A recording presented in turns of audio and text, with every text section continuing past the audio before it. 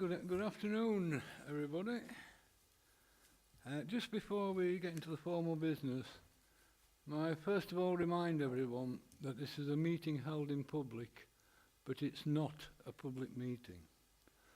That means that essentially we must all stick to an orderly process and in particular observe the convention that all questions and responses are directed to the chair.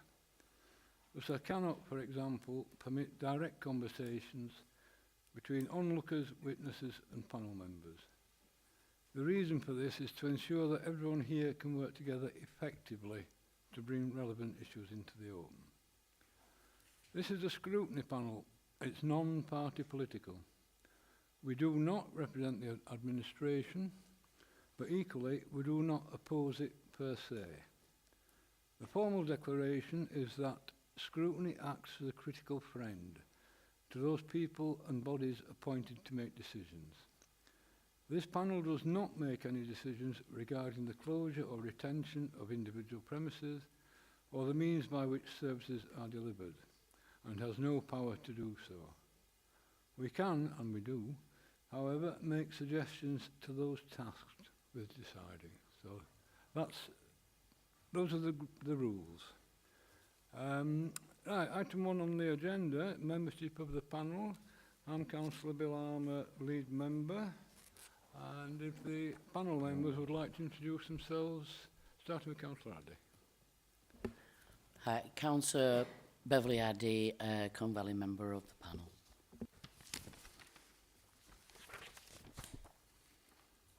Hello, I'm Kim Taylor. I'm a voluntary co-optee. I'm Jo Lawson, councillor for Crossland Moor and Neverton Ward. Hi, my name's Itrat Ali. I'm the councillor for Murfield Ward. Good afternoon. I'm Councillor Munro and I'm representing Almonbury Ward. Thank you. We also have some senior officers if they would like to introduce themselves. Hello, I'm Richard Parry, I'm Strategic Director for Adults and Health here at Kirklees Council.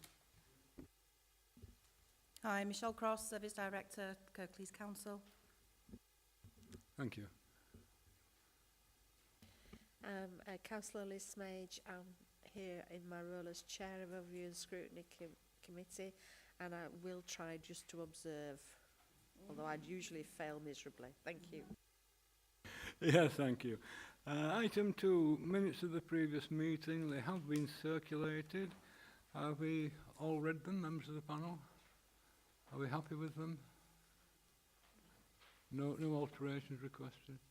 Thank you. Minutes are accepted. Declaration of interests. I have no interest to declare. Other panel members, Councillor Addy?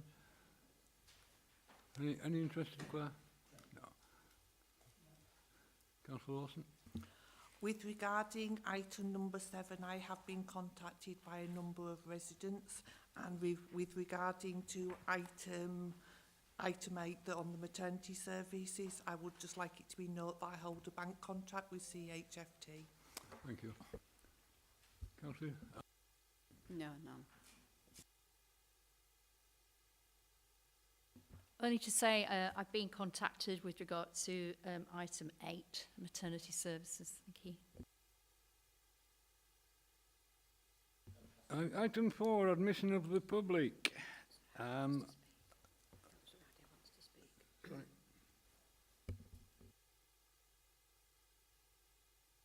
Councillor Addy. Sorry, perhaps that might be an interest. I have had conversations with people in connection with the maternity services in the past, not currently being lobbied or anything. Yes, thank you for that. Admission of the public. I'm not aware of any items that cannot be heard in public. All right, yeah. So the public will be admitted and indeed are already here. Item 5, deputations, petitions. Leslie Warner, I believe, wishes to say something. Yes,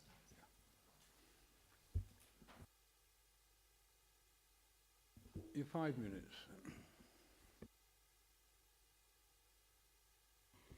Right, thanks very much.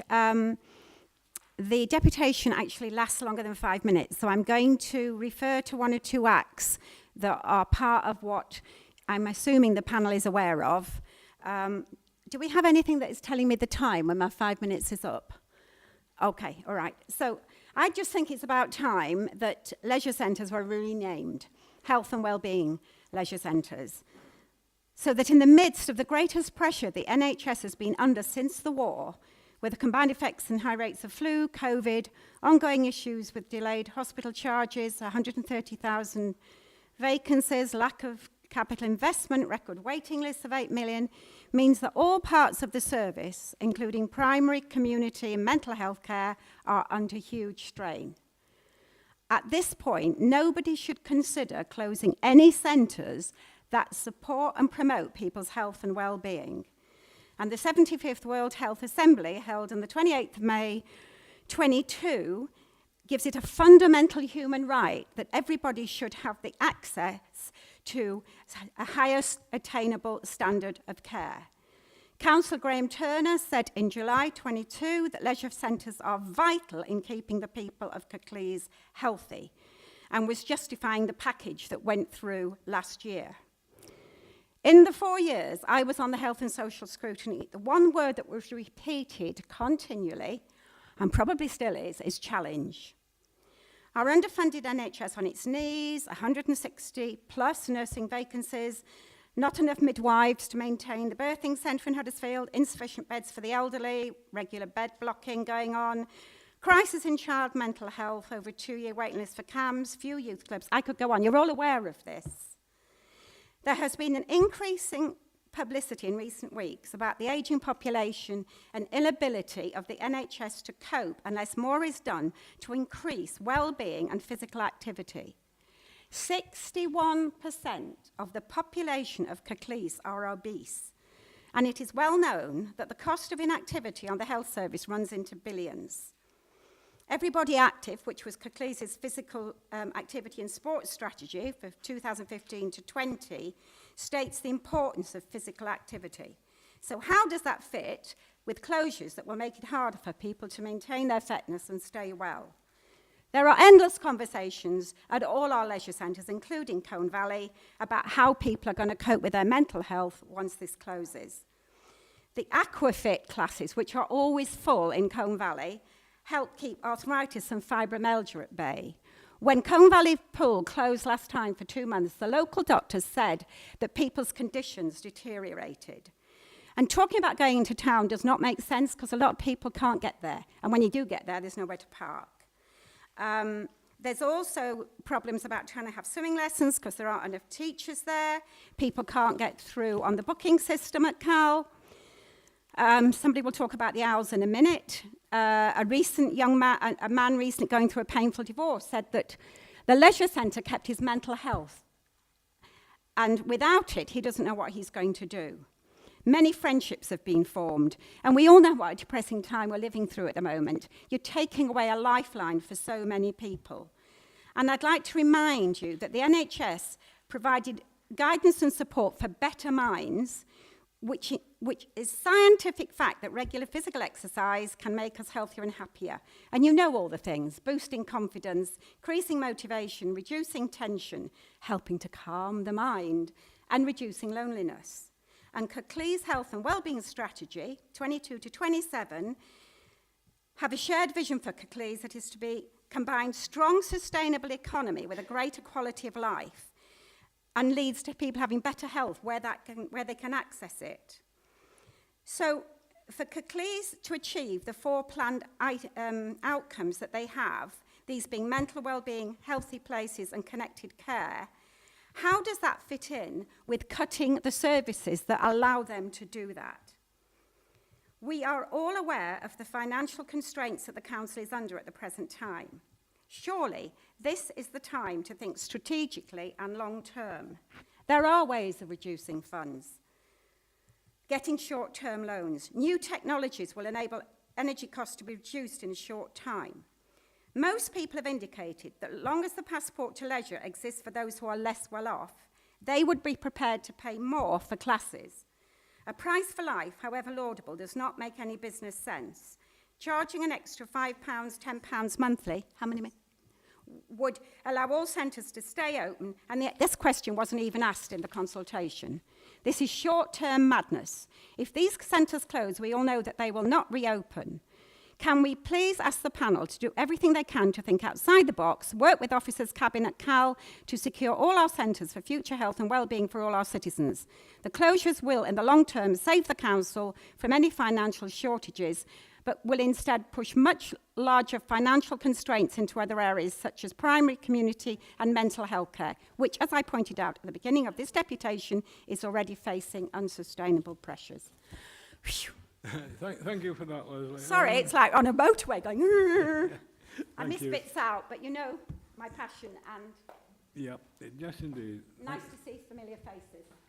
Thank you for that. As I'm sure you'll appreciate, many of the issues raised by you go beyond the narrower remit of this panel. However, I will invite the Cabinet Member for Health and Adult Social Care, if she'd like to respond to that. And after that, I will arrange for the deputation be forwarded to the appropriate Cabinet Member with oversight of Kirklees Active Leisure. Thank you very much, Councillor Armour. I will introduce myself. I'm Jackie Ramsey, as you said, the Cabinet Member for Health and Adult Social Care. And as you recognise, this is not my portfolio, though I will give you an answer in lieu of that, if that's all right. So, Leslie, you make some very good points in your deputation, which we understand. About the benefit of exercise for physical, mental and emotional well-being of people. These and others are being considered by officers in partnership with CAL, and they're looking at what the offer can be, as you know, that will come to Cabinet on the 12th of December. The papers for the meeting on the 12th of December will be published on the 4th of December, so there is less than 2 weeks to go before we understand that. I understand that we've received 18,000 responses to the consultation, which is informing the future offer, along with consideration about CAL and the Council's finances, capital investment needs, health inequalities, legal issues and other factors.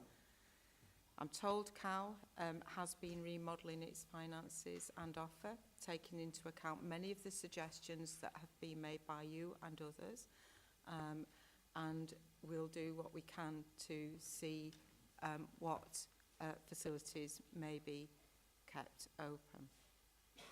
But you're aware it's challenging financial times, and so it may not be possible to sustain the provision as it was previously. We know that leisure centres are important to health and well-being, and that the majority, but they are not the way that the majority of people in Kirklees stay active or could stay active. Kirklees has got lots of other sporting organisations, community activity classes, commercial gyms, and a stunning landscape in which you can walk and cycle. What the consultation has highlighted to us is the importance of leisure centres to many people and how they facilitate access to social links, which then have a bearing on the mental well-being. That's why we've encouraged CAL to have a look at their costs and their income. As you know, I'm not the portfolio holder for CAL. That is Graham Turner, Councillor Graham Turner, and we will ensure through the chair that your deputation is passed to him, so he's aware of your views, and the officers supporting the consultation are too. Thank you, Councillor Ramsey. That's the only deputation we have on the list. We now move to item 6. Councillor Roma, if it's okay with yourself, just for clarity for the panel, as you know, the deputations are to scrutiny, as you know. The CAL item will be coming to the Overview and Scrutiny Management Committee for scrutiny on the 5th of December. So the papers will get published, Cabinet papers get published on the 4th, we understand, and then it comes to scrutiny on the 5th. Okay, so any deputations that come to scrutiny on the 5th of December to Management Committee need to be evidence for the panel to consider in those deliberations. I hope that's helpful. Okay, thank you. Thank you for that, Councillor Smith.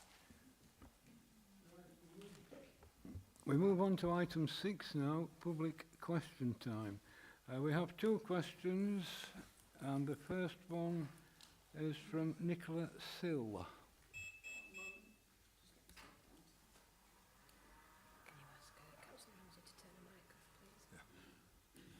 Could you turn your mic off, Councillor Ramsey, please? And I'll turn mine off as well then.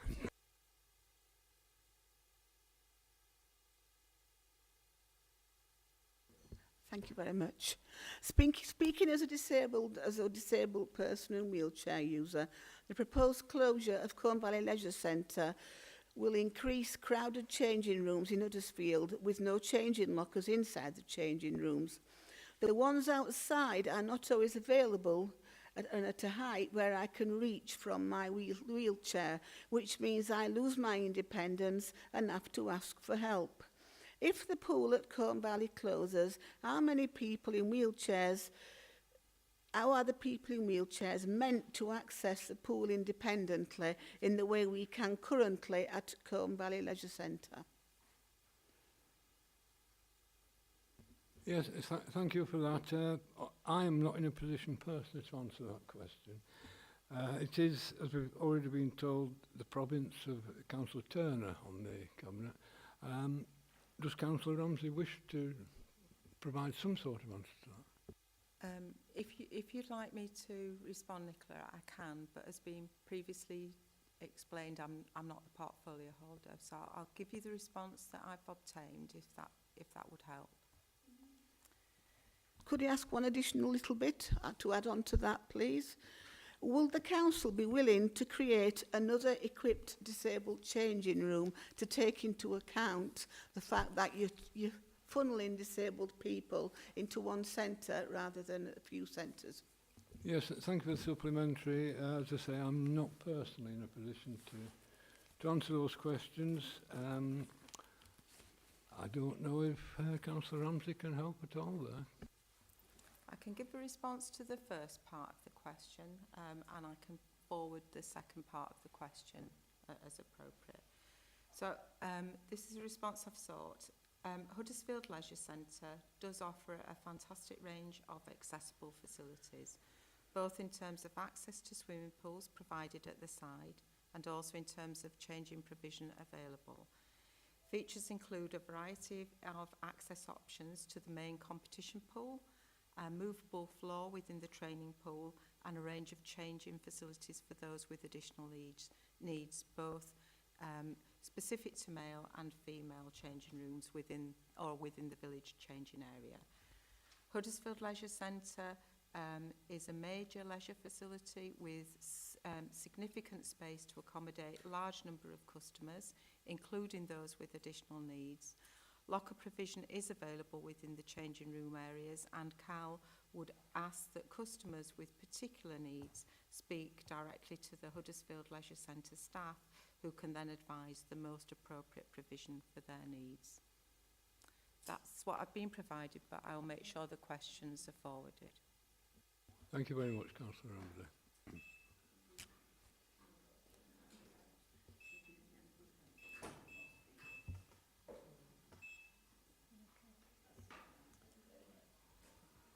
I'm afraid it's not the most accessible of rooms, but it's the best we've got at the moment. Sorry about that. We have another question now from Di Mayo.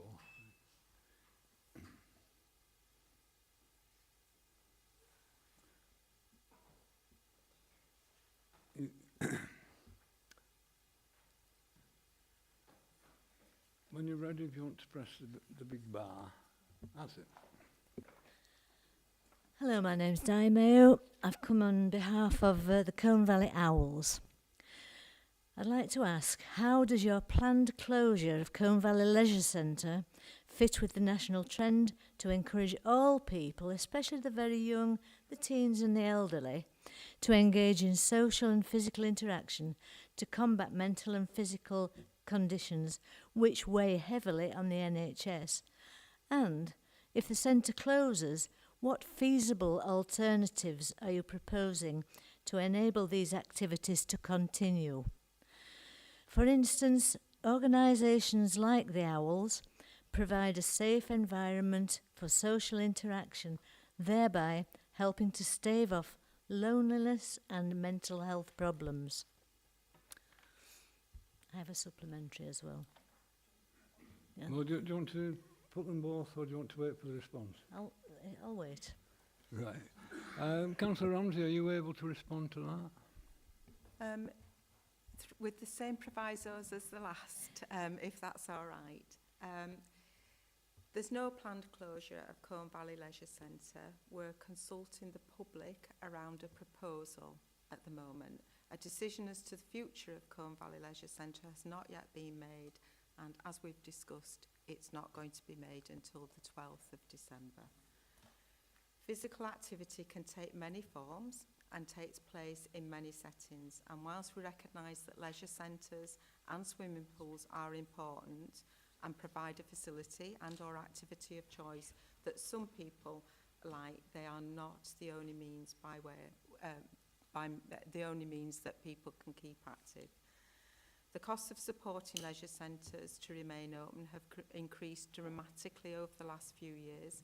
This is a national picture, not just a local one, and indeed UK Active reported on the 17th of November 2023 that nearly 40%, 2 in 5 of leisure centres and other publicly operated fitness facilities are considering reducing their services or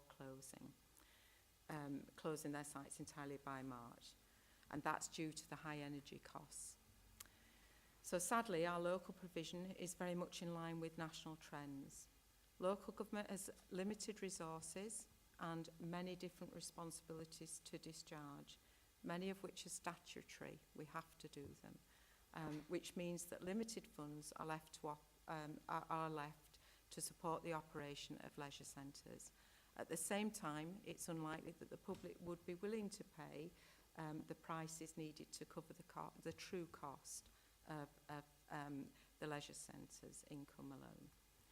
Once the consultation regarding the leisure centres has concluded and been evaluated, Cabinet will make a decision, but the Council will seek to work with partners and all who support the physical activity agenda across Kirklees to explore how we can maximise the resources and the assets that are available and work strategically to provide a range of opportunities to support as many people as possible to be physically active.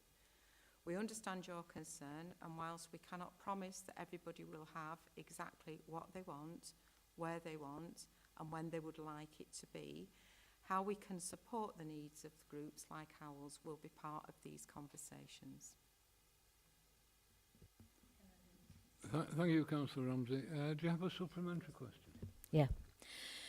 In recent weeks, I've seen the bleakness and depression the Owls feel at the possible loss of a facility that's been the highlight of their week and which allows older people to be physically mobile. What will the Council do if centre does close to help alleviate the loneliness and isolation that will result? Yes, thank you. I appreciate, Councillor, that you have not been able to prepare for this question. Is there anything you would like to say there? I think if you listen to the last few sentences of my original response, that might give you something to think about. Chair, if I could just give a clarity. So, for the scrutiny meeting on the 5th, just as in deputations, any questions need to be to the scrutiny panel. Any questions directly to Cabinet members need to go to the Cabinet meeting itself. Okay, so when we're having questions and deputations, when we have the CAL item or any item at scrutiny, then it needs to be to the scrutiny panel, within the scrutiny panel's remit to answer. Okay, I realise that, you know, you feel very, yeah, absolutely. I absolutely understand where you're coming from. But just in terms of procedure, so that everybody understands it, I think we just need to just say, and that when we have the scrutiny of Carlo on the 5th, obviously we've all made notes, and no doubt we'll be bringing questions, because scrutiny actually is there to actually scrutinise the cabinet themselves. So we will be asking the relevant cabinet member a lot of questions as well. Okay, thanks, Chair, for that. Thank you for that information, Councillor Smith. Thank you.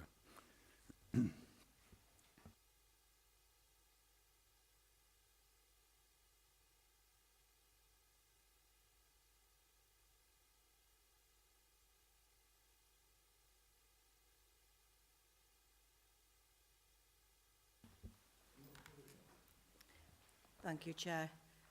Are we able to show? Thank you. Do you want me to tell you to move on to the next slide? Thank you. So just by way of introduction, I'm here this afternoon, being invited by a panel to talk through the current consultation that's underway regarding Castle Grange and Claremont House. The aim of the afternoon is to talk through the principles, methodology and emerging themes of the public consultation. I'm not proposing to go through all of the slides because panel members have had individual packs, of which I'm sure that panel members will be asking questions further on. So if you just move on to the next slide. What I'm aiming to do this afternoon is to talk about overview of Castle Grange and Claremont House, the proposals that have been presented to Cabinet, and how we've asked people to get involved in that consultation process. But mainly what I want to concentrate on is emerging themes that have arisen from consultation with families, stakeholders, and other sort of emerging issues, and then go on to timeline and next steps. So next slide, please. So just by way of introduction and context, Castle Grange and Claremont House, two long-stay residential homes, one based in the south of the borough in Newsham and the other in the north of the borough in Hetmond-Wyke. Both homes are run and owned by the council, offering 24/7 residential care and support for people over the age of 55 who have a dementia diagnosis. Service users below the age may be accommodative if the establishment clearly meets the needs of those individuals. We have provision for 30 long-stay and short-stay beds.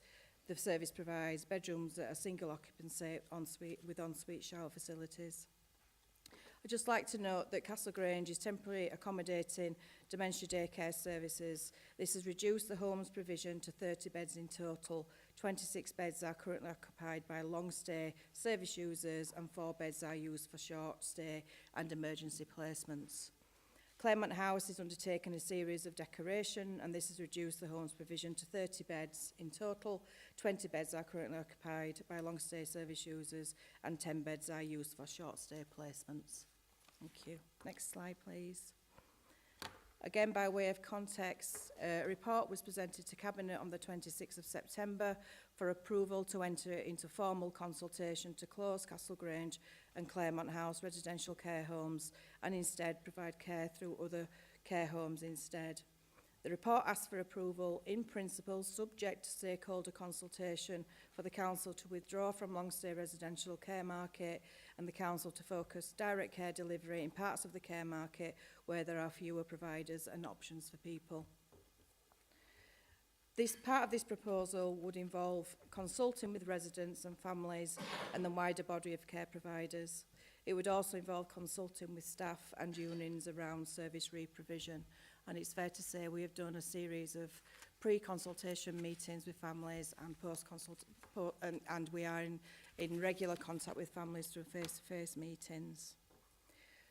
The consultation aims to communicate clearly to residents and stakeholders the proposals for future of the dementia residential care run by the council, ensure that all stakeholders who wish to comment on the proposals have the opportunity to do so, enable them to raise any impacts on the proposals that this may have, to allow participants to propose alternative suggestions, and to provide feedback on the results of the consultation to elected members to enable them to make informed decisions about how best to progress. To ensure that results and findings are analysed in a meaningful, timely fashion so that feedback is taken into account when decisions are made. Next slide, please.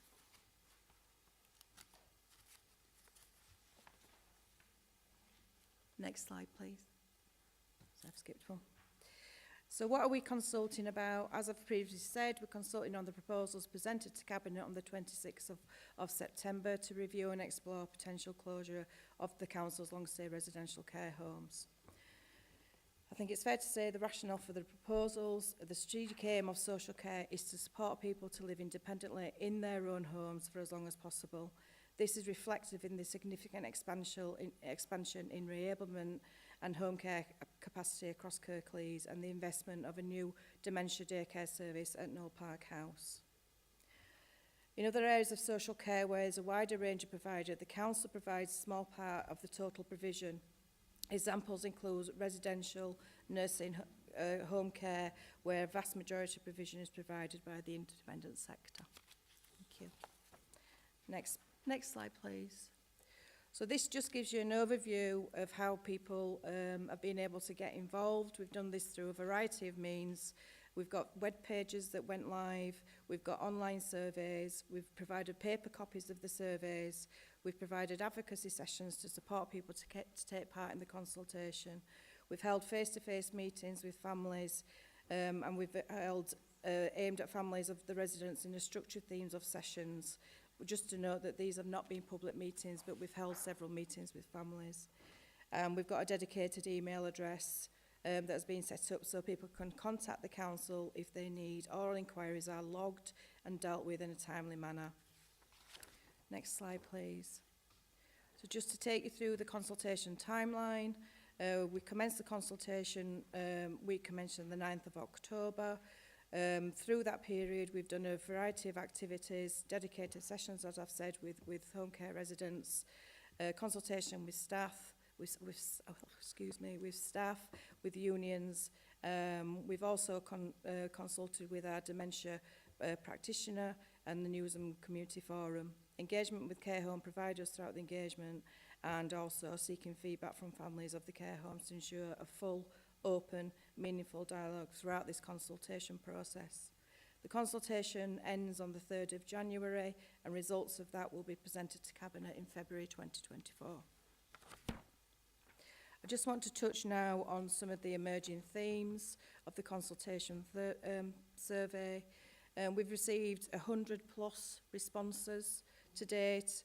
And some high-level themes from the survey do include identifying council savings and efficiencies through other initiatives to help protect social care, impact of the proposals on residents, families' health and well-being, and short-term and for the both short-term and long-term, recognising the good quality of care provided through Castle Grange and Claremont House, and identifying equivalent high-quality choices in the wider care home provider market. Impact of the council no longer being a provider of residential care for older people with dementia, and balancing the need for financial savings with the human impact of the proposals. Detailed feedback will be shared with the committee after the consultation closes. Just want to go on now, next slide please. Sessions with families, some initial feedback. Like I've said earlier, we've been doing a multiple of face-to-face meetings. The slides are out of sequence. Oh, I'm so sorry. Sorry. Next slide. So sessions with families. Thank you. I'll slow down. I know I talk very, very fast. Apologies. So sessions with families, some initial feedback. We have done a multiple of face-to-face meetings with families, and we've held those at Castle Grange and Claremont House, and that was before and during the consultation period. We held a pre-consultation briefing with families, recognising that not everybody was aware of that, so we've offered to do several face-to-face meetings with families depending on what their needs have been. Subsequent meetings have focused on understanding the council's preferred model, understanding the cost and benefits of options explored, the impact of the proposals on residents' well-being and family well-being, and identifying and appraising alternative options. Some high-level emerging themes from these sessions have included concern about the proposals, review of the settings with a view to closure of the in-house dementia care homes and alternative options to be explored in the private sector. Families are seeking assurance that the private sector can deliver the same high-level quality care and specialism in dementia care, and identifying council savings and efficiencies through other initiatives to help protect social care services, and then questions about the council's investment in other services. An open dialogue about options explored and financial models used to arrive at the proposed council model, and impact of the proposals on residents' families' health and well-being, both short and long term. Next slide, please. Thank you. So some emerging themes for discussions with stakeholders. We've consulted with staff working across all care homes, wider teams across council services, partners including the NHS, the Dementia Hub, and wider community sector organisations and the care provider market. And we have had discussions with Kirklees Care Association, but taking into account that families chose not to have Kirklees Care Association at those family meetings, and we did take that into account. Some high-level themes today emerging from stakeholders include concern about the overall availability and sufficiency of dementia residential and nursing care beds in Kirklees, the need for additional investment in the workforce to support with specialist dementia care, impact of the demographic change and the importance of early intervention prevention service, recognition of high quality environment and high quality care to support provided by staff across both Castle Grange and Claremont House, the role of the independent sector in the provision of care and support and the impact of the council stepping out of this segment of the care market, and ongoing engagement with care home providers to explore ways of working and models of care. And next slide, please. So impact assessment, we did an initial impact assessment. We have reviewed that impact assessment, and you'll see from the slide there are some emerging themes around some of the impacts of that, age of the elderly, disabled individuals, gender, and that is to do with most of the employees are female and potentially at risk, people in poverty and low income. Majority of the staff affected are low paid workers who may only be a source of income for their household, and access to services, choices of channels. All service users have dementia, and the majority, if not all, will not have the capacity to understand the process. Many have legal representation through power of attorney, and who act on behalf of the family, of them or of the family, and will ensure that we engage with those at the earliest stage of any proposed service change.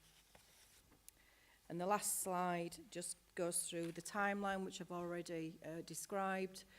So the consultation started in October, will end in January, and we will present to Cabinet the findings of that, including the session with Scrutiny, and Scrutiny's recommendations will all form part of the Cabinet report that will go in February next year.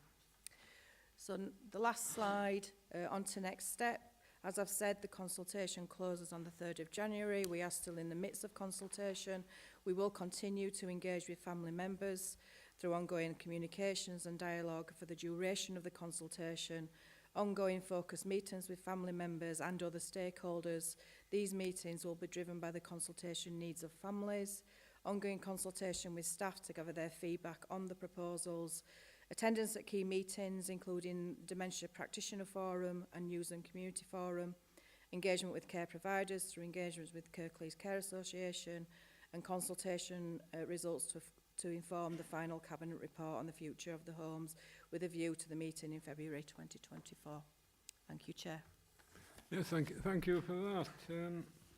Now, we've Donna Mallinson, I believe, in the room. If you'd like to step forward and provide evidence, it's not a deputation, must make that clear. If you'd like to perhaps use this seat here.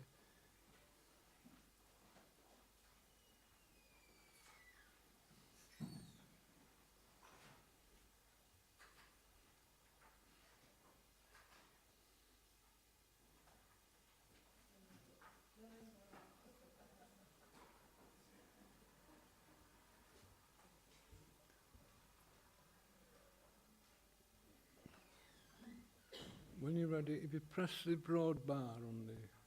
That's one. Thank you. Firstly, thank you for allowing me to speak. I just wanted to say that we have had a bit of to-ing and fro-ing about what I'm allowed to say and speak about and what I'm not. So we only finalised it this morning, so I'm not as prepared as I wanted to be. So just excuse me for that. And also, I'm going to try not to get upset.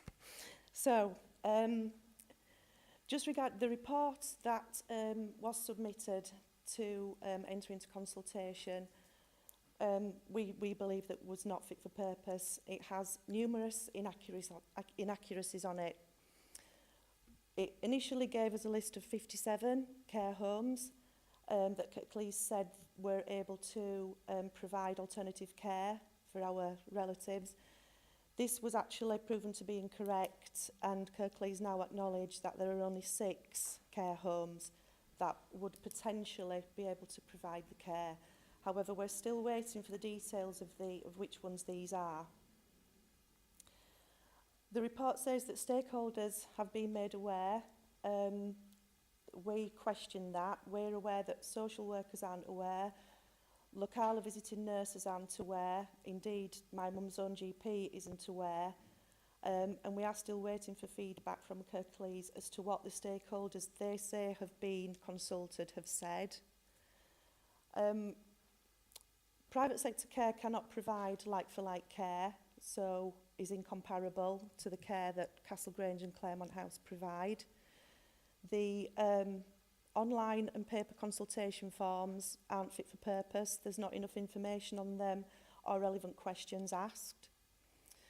Both the homes are operating at about 50% occupancy. Respite beds are not being utilised. So we question how a full impact of proposal or assessment, so how can a full impact of proposal be assessed of the homes if they're not running efficiently? And it begs the question that we keep asking, are the homes deliberately being run down? Figures have proven to be incorrect from the financial meeting we had only this Monday, and these are having to be looked at again. Again, Kirklees have acknowledged that these figures are incorrect, and we're having to wait for the correct information on these. The impact assessments are inadequate, they're not thorough. We're still waiting for the long-term impact assessment. So until these have done properly, the proposal is actually inaccurate. The Kirklees are highlighting their daycare facilities. Now, these are suitable for people suffering from early to moderate dementia. They're not in any way useful to any of our relatives in this situation who need 24/7 specialist dementia care. So these are actually of no relevance to the report or the discussion, and they should be omitted from the report. We have pointed out inaccuracies to Kirklees ourselves from the info we've been provided, when in actual fact the information we should have been given should have been correct right from the get-go. Kirklees say that multiple face-to-face meetings have been held. There's actually only been 2. One of these was a pre-consultation meeting. We're now in week 8 of 12, and the only proposal seems to be that we have seen is to actually close the care homes down. There's been no evidence of any other solutions being explored. So we request that the consultation is actually put on hold or extended until all the information that we've asked for and is actually relevant is made available for consideration. Thank you.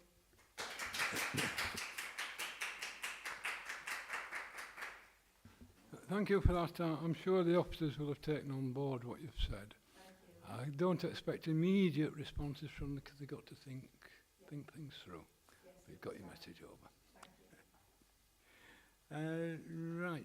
I actually have a question about the presentation of the slides. And I'd just like to drop to the slide that's called Context Cabinet Proposals. And on the final paragraph of that, it talks about the would involve consulting with the residents and families and with a wider body of care providers about reassessing resident needs to provide suitable alternative accommodation. I'm just wondering if reassessing is some sort of a code for reclassifying needs in order to fit private sector criteria.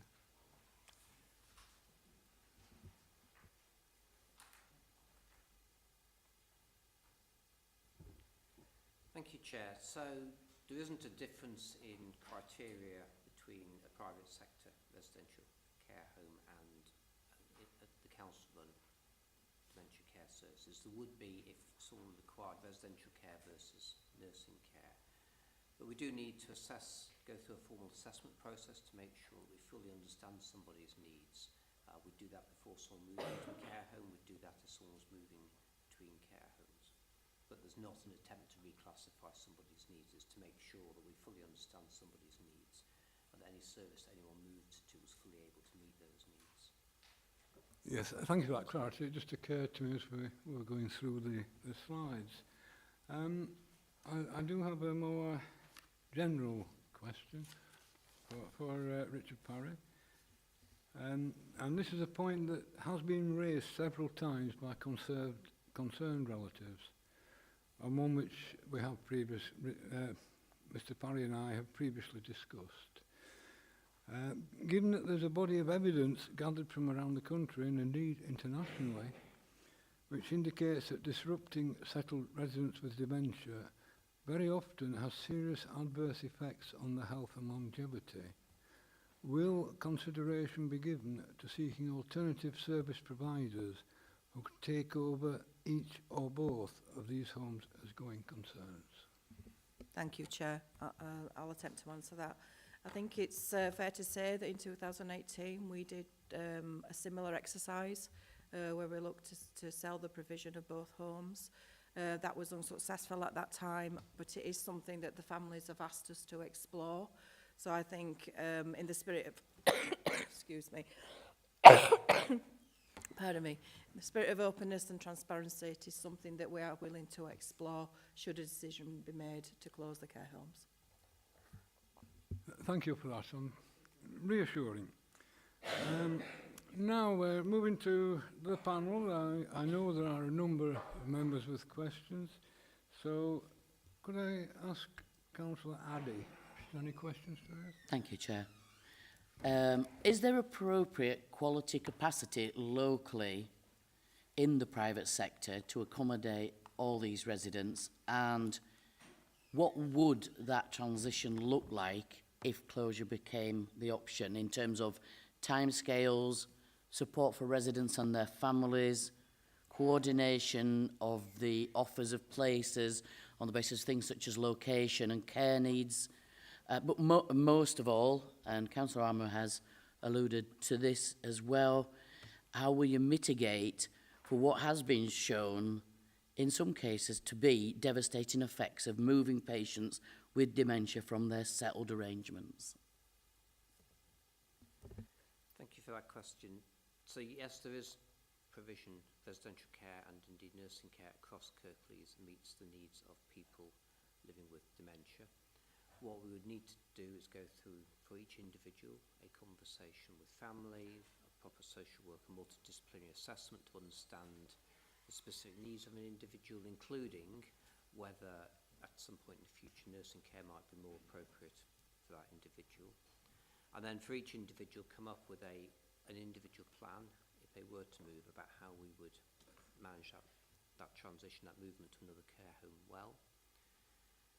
Care homes do close, and there have been a number of care home closures in recent years across Kirklees, including care homes that provide services for people with very complex needs, including complex nursing care.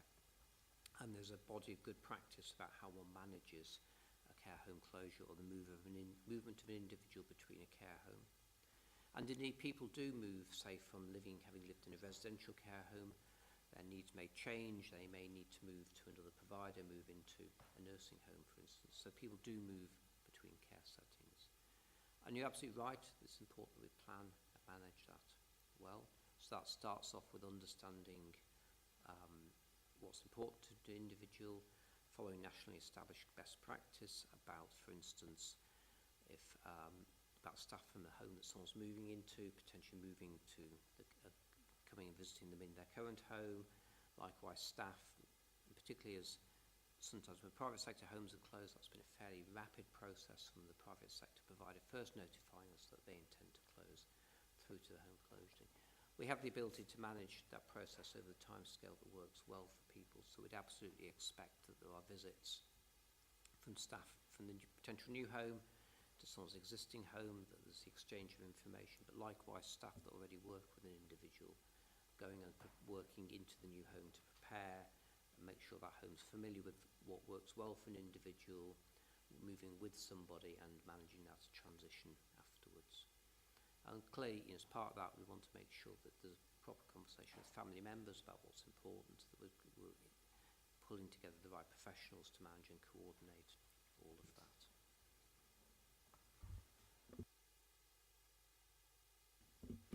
Thank you. Councillor Munro, would you like to ask a question? Thank you, Chair. So my questions also relate to capacity, because capacity is an emerging high-level theme from stakeholders. So in the event that a decision is unfortunately made to close these care homes, I would like to know whether there will be an impact on hospitals in terms of their patients waiting to discharge or transition to a care home, as capacity is going to be reduced across Kirklees. So my question is, will there be sufficient capacity in private care homes to continue to accept those patients from hospital and avoid delays? Thank you. Thank you. So clearly, if someone's currently already living in a residential care home and gets admitted to hospital, we'd expect that that individual went back home, back to their own care home as quickly as possible, so there shouldn't be an impact on capacity in that sense. If someone's not currently living in a residential nursing home and is living at home, our philosophy is we'd want to get that person back to their own home. And we've got, and the NHS has recently put additional investment into a number of areas. We run 2 effectively step-down care homes, which provide support to people who can't go straight back home but need bed-based care and perhaps input rehabilitation before they can go back home. We also have things like wraparound reablement services that work with people back in their own homes to get them back on their feet and living as independently as possible. So there should not be an impact in terms of care home capacity and discharges, because we've moved away from a model of which we had to during the pandemic, but it didn't work as well as it might. Didn't work well for a number of reasons. We don't use, or we're trying to avoid using, short-term placements into long-term care homes, because that's very disruptive for a long-term care home, particularly if it's a hospital discharge. But secondly, there's the risk that actually, if someone stays in an acute hospital bed, they can decondition, become less independent. But the same is equally true if they're in a short-term placement in a long-term care home. So we really be focusing on getting people back into their own home rather than using care homes as a step down. Where people do need a step down, it's into those 2 dedicated facilities that we've got to make sure there's really that wraparound reablement, rehabilitation support that keeps people independent and gets them back home again. Thank you. My second question again is around capacity. Where there may be a dementia patient in either of these homes that that may unfortunately close, who may have more complex needs. So will there be capacity available for those patients with private providers? Will they be able to accommodate those people who unfortunately have highly complex needs? Thank you.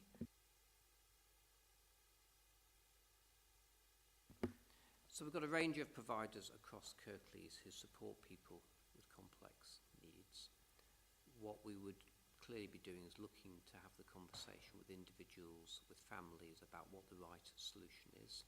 And that will clearly be at a point in time, so we know that there are providers who currently may have capacity. That capacity at that point in time may not be available, but the converse equally is true.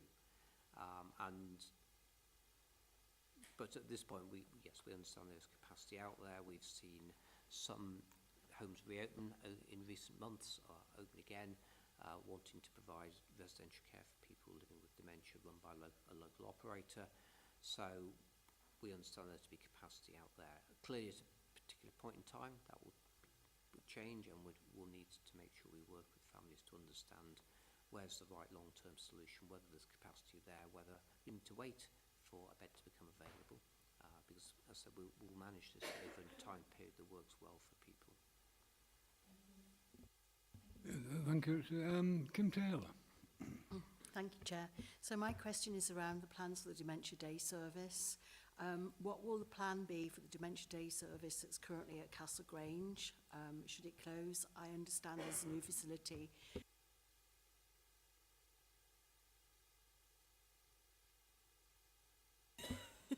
Sorry. I understand that there's a new facility being built at Murfield, but can you give any assurance that there won't be any break-in service provision between the potential closing of one and the opening of another? Yeah, we can provide assurance that the service will continue until the new provision opens next summer. Thank you. Councillor Lawson. Thank you, Chair. Is going back to one of the common themes that I've had with when I've been contacted by residents is regarding the Cabinet report. It says that there are 57 care home providers, but each of these emails that I've getting, telephone calls, are saying that there is only 6 providers for dementia care. Can we have some reassurance that that number is far greater?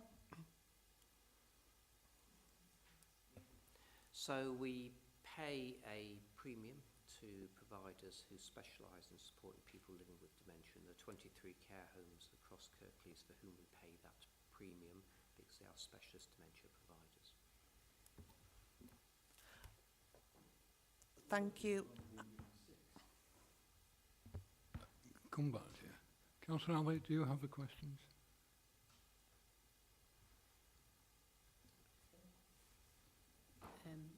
Thank you, Chair.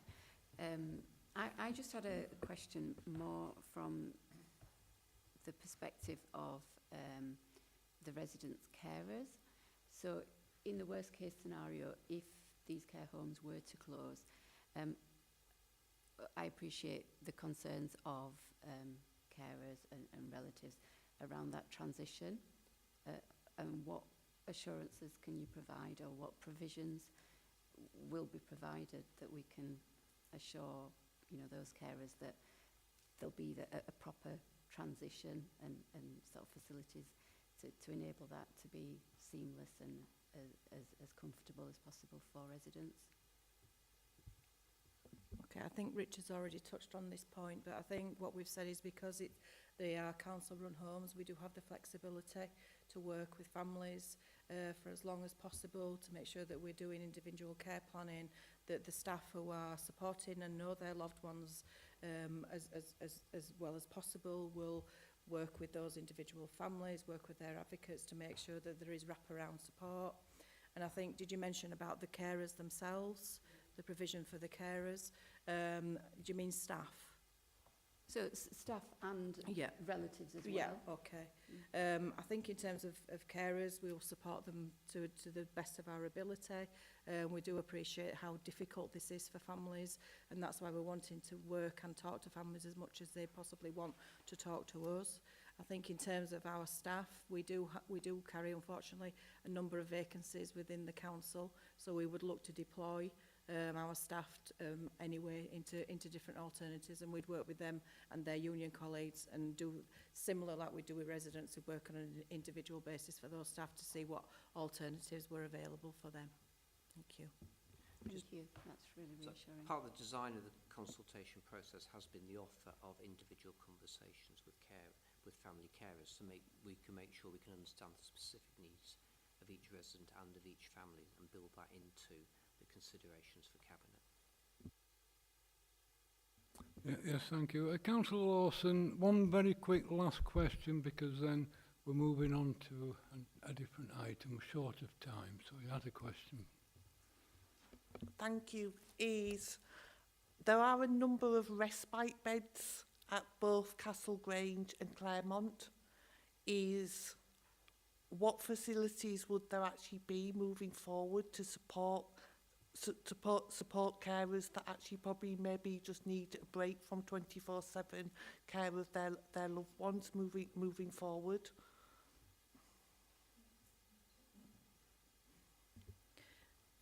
As I said in the presentation, the respite provision at Castle Grange is no longer available for families. It's available at Claremont. We have the ability to purchase respite provision in the independent sector, and like any person, we would work with that individual family to see what best meets their needs.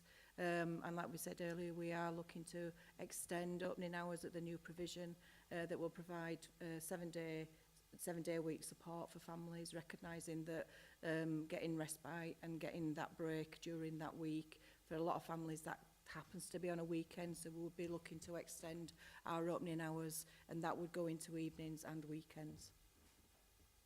And thank you for that. Now, we need to move on, panel. I think at this moment, because there's still an ongoing consultation anyway, I think we need to note the information we've received. It's something that we will be keeping an eye on, and it's something that we may return to in the future. Once the outcome of the consultation is clear, we may come back to it, I don't know. Councillor Smage. Yeah, can we just very quickly, I'm sorry to interrupt Chair on this. There was a matter that was brought up on financial information that was not accurate. So can the scrutiny panel just have clarity on that, so that we've got that information for the future, please? Yeah, please. Sorry, yes, we will provide that. Thank you. And we'll clarify what the family members have risen. Yes, thank you for that, and thank you, Councillor Smedge. We're going to take a short break now to prepare for the next item and for different witnesses to attend. Yeah, just formally, before I do that, are we all happy to note it for the time being? Note the information. We're all happy with that? Yes, thank you.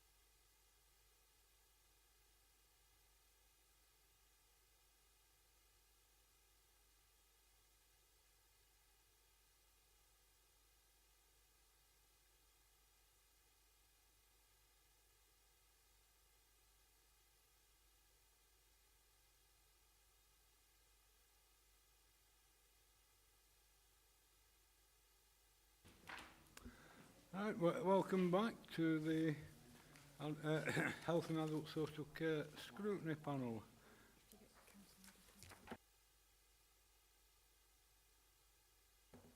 And we're moving on now to item 8 on the agenda, which regards maternity services. And I'm informed that we're going to have a joint presentation from Mid Yorkshire and Calderdale and Huddersfield Trusts. Over to you.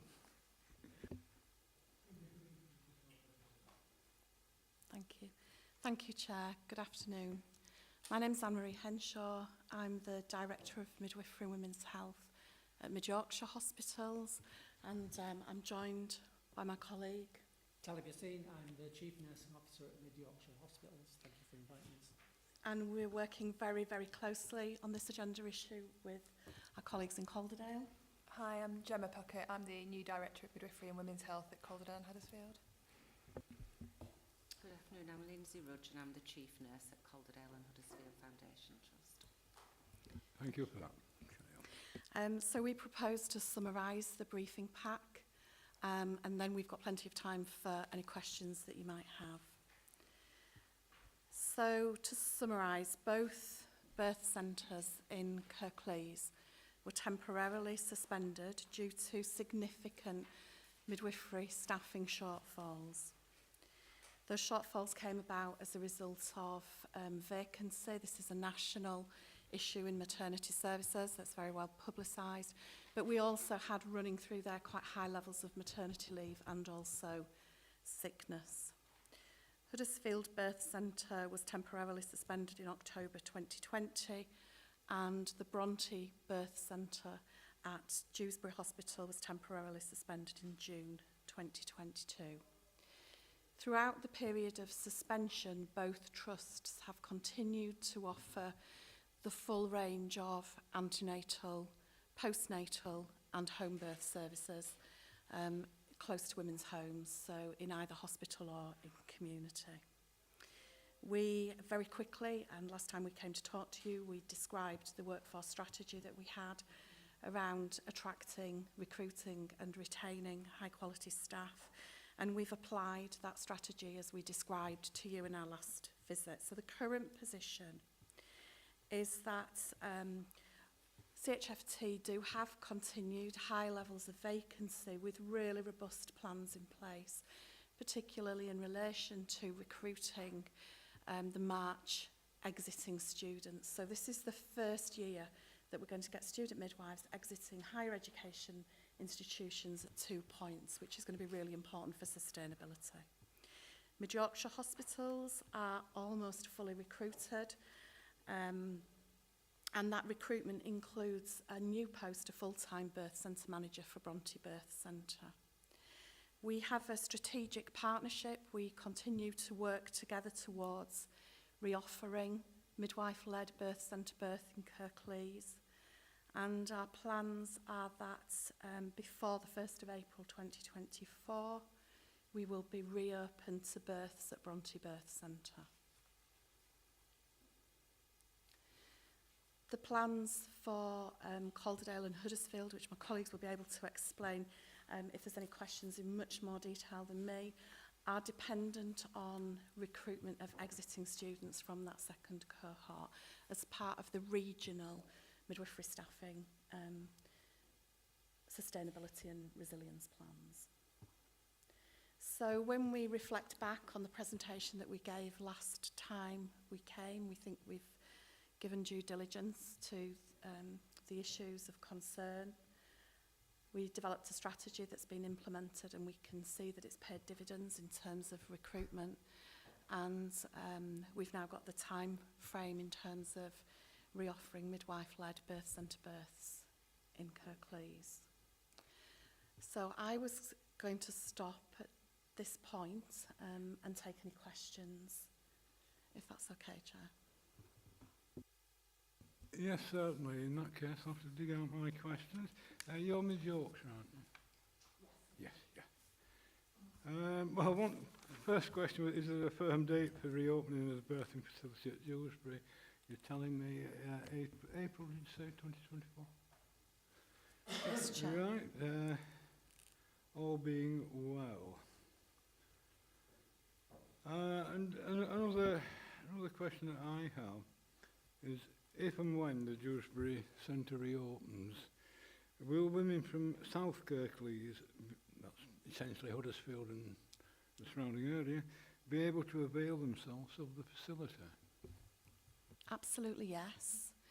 Across the local maternity and neonatal system, we offer all women choice of place of birth across all hospitals. So it may be that women in South Kirklees choose to go to Bradford Leeds or Dewsbury. I don't know if you want to add to that.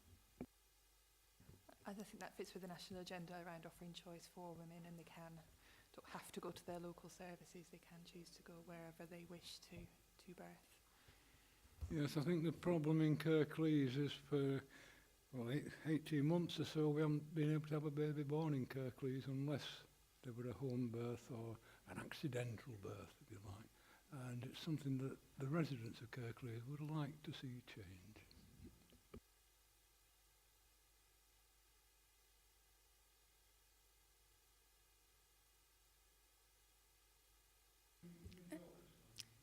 Thank you, Chair. Yes, my question, I've been lobbied by residents in my area who've informed me that they've tried to sign up for parental birthing birth classes at Calderdale, and unfortunately they've been told that the classes were full.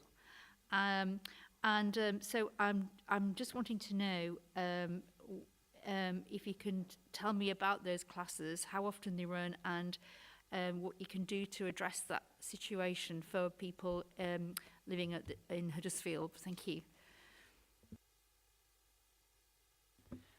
So apologies because I'm brand new in post, so I will need to take some of this away. But in terms of delivery of parent education, we'll need to take away and look at our capacity and whether we do need to increase that, how we can facilitate that with the workforce challenges we've got, and what other options we've got for delivering parent education. There can be some other ways we can do that would support delivery to the women that may not be able to travel in, so virtual options, etc., that we can put in place. If you can leave that one with me, I can take that away and I can feedback. Can I just ask a further question relating to that, please? So, would you be able to consider, perhaps running more parental classes over, at Huddersfield once the birthing centre reopens here? Once the Huddersfield Birth Centre reopens, it would be good to be able to use it for a variety of things, including clinical care delivery, potentially antenatal community care, birth centre classes, and using it for a range of things as well as intrapartum care. So it's a potential option, yes.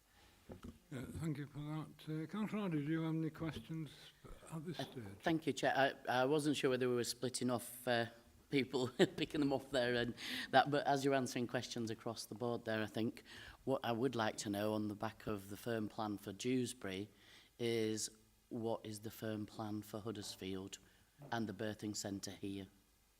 So the plan currently for Huddersfield is, as stated within the pack, is we will be re-evaluating in Q1 of 24-25, and that is following our recruitment of the March output of students. We'll be reassessing our workforce position. That will include numbers, but it will also include skill mix, and to make sure we have sufficiently experienced midwives who can operate from a freestanding birth centre and have the appropriate experience for that, with a view that through the summer we can hopefully look to reopen that potentially with a responsive model where we would follow the women into the building rather than staffing it with midwives sitting in the building waiting. Yeah, thank you. Now, panel, can we just, have we any questions for the Mid-Yorkshire side of the presenting team as opposed to the Calderdale Halifax side? Calderdale Huddersfield? No? In that case, is that a question about Mid-Yorkshire? Well, I wanted to ask because I wanted to follow that up now it's been raised. Go on then, now you've raised it out of turn, that's okay, carry on. Sorry, I thought we'd get it all together because it is a package of maternity services that are going to be available to people in Kirklees. And obviously, we need to look at that package as a whole and how that's going forward. Yes. But, well, yes, but we started questions, so I'll now start with this one. So you're looking at summer for filling it with staff and opening. That is what will be happening in Huddersfield, providing the staff turn up. And when will it be fully operational if the staff are forthcoming? So if we can recruit to the establishment we need to, then we would anticipate that we would open late summer, early autumn. So we'd look to, I think the earliest will be between August to September in terms of getting that intake in, reassessing our skill mix, recruitment into that in terms of people who want to progress to work in the birth centre. It is standalone. I think it's important just to say we do still offer midwifery-led care in a birth centre. So I think it's important to say this is, you know, it's the standalone birth centre at Huddersfield, but we do have a birth centre still in which we offer that choice. So earliest August. Yeah, thank you for that. Is this about the Wakefield, the Huddersfield, or the Dewsbury? Huddersfield, can we leave it, please? I would like to move on and have the Huddersfield part of the presentation, then we can ask informed questions. Apologies, I actually thought the presentation was a joint presentation for Huddersfield and Mid Yorks. That's why we've been asking Huddersfield questions. I understood we were going to get a bit more information from the Huddersfield, or the Calderdale Huddersfield part of the contingent. Is that not the case? So we've summarised the pack as a partnership across CKW with the position at the Mid Yorks Trust and the position at Calderdale and Huddersfield, but it was a joint pack because we're working in partnership, particularly in providing a birth centre for the residents of Kirklees, which is the position that's been described by Anne-Marie around the Bronte Centre being available earlier than the Huddersfield Birth Centre.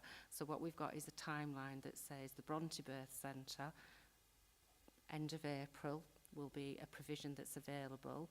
That will offer choice to the women across Kirklees, and the Huddersfield standalone birth centre will be August at the earliest, with a plan working through to September, but only based on the vacancy position following the recruitment in March 24 of midwives to Calderdale and Huddersfield.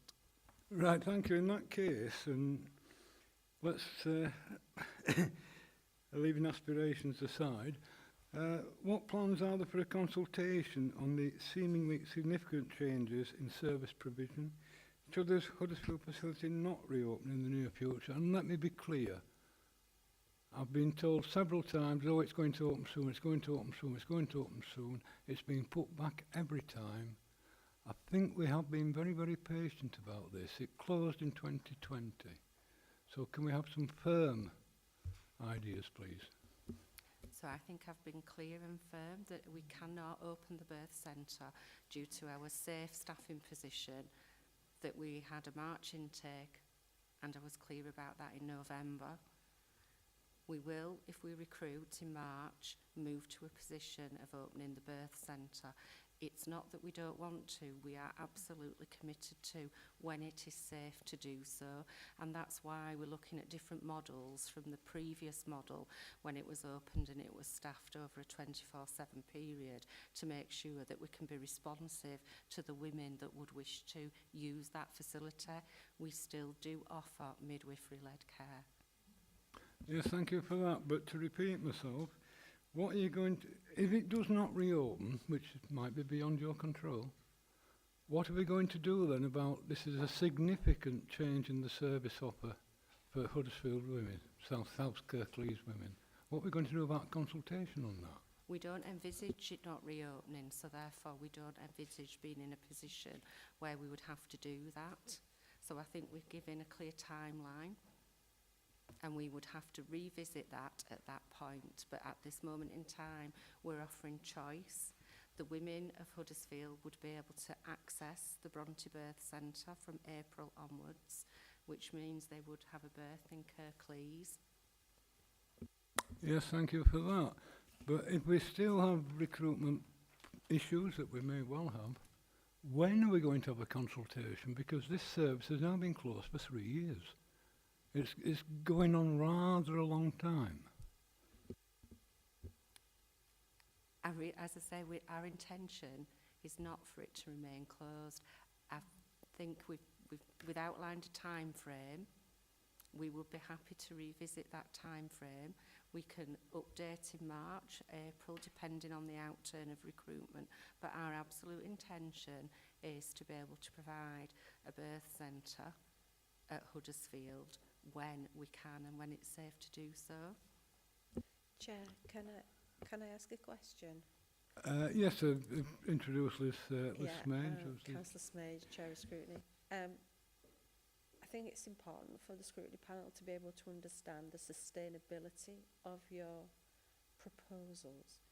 It is for the Scrutiny panel to say whether they think it is a significant change in, even though you're not going to consultation, if you don't think it's a significant change, but the Scrutiny panel can say if they think it's a significant change, if they think that it is the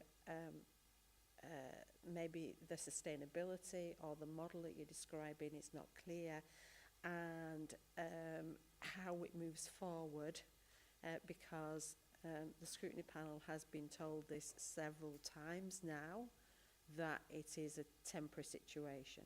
So I think if the councillors on the Scrutiny panel and the COPTs wish to ask questions around this chair, and then if they may wish to then give their opinion, okay? But just for clear process, okay? All right, thank you. Thank you for that, Councillor Smage. Councillor Lawson, I think you're anxious to say something. Thank you, Chair. Is there actually a problem with retention of midwives at CHFT? As a healthcare professional, I understand the need for safe staffing numbers, I really do. But now, and I wouldn't want to see any kind of birthing centre set up unless the women that were attending there were safe. But I also find it a bit alarming that there doesn't appear to be parent classes that aren't available here in Huddersfield. For some people, getting to Halifax is quite a big deal.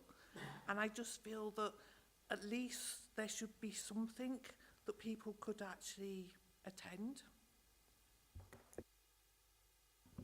So in terms of retention, nationally, regionally, locally, there have been challenges with retention. I've moved from another part of the country and the picture there is exactly the same. Retention in midwifery has been challenging and we are doing all we can to support that, and I would say see an improved position at CHFT. Reasons for midwives leaving are complex currently, and through the COVID pandemic I think we've seen reasons for leaving changing. Relocations to other parts of the country, reducing hours to spend time with family, rebalancing of lives. And so we are trying to flex and work with that. So we have a really, we're trying to adapt our flexible working as much as we can to support people staying at work. We have recruited to a retention midwifery post to specifically look at this. In terms of any midwives who are thinking of leaving, we've implemented stay conversations so we hopefully don't get to the point where people actually put their resignation in.